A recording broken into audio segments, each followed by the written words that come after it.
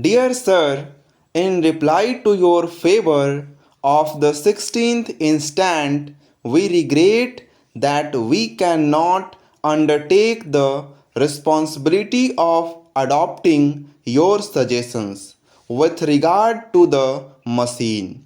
We are willing to execute the repairs to the best of our ability and on the lowest terms possible.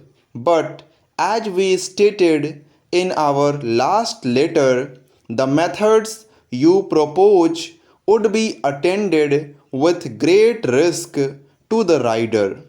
If you decide to leave the matter to us, you might inform us by return of post, and we will put the work in hand at once so as to be able to dispatch the machine by goods train on Saturday. We need hardly say that we pay the best price for all the materials we use, and we guarantee them to be of the best quality obtainable.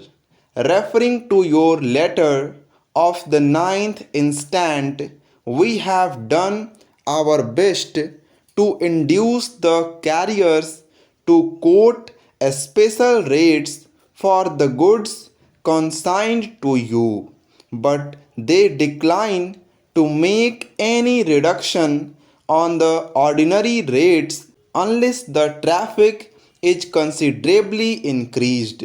With reference to our statement of account for last quarter, we beg to call attention to the fact that the balance due has not yet been received, and we will thank you for a check or a postal order for the amount at your earliest convenience.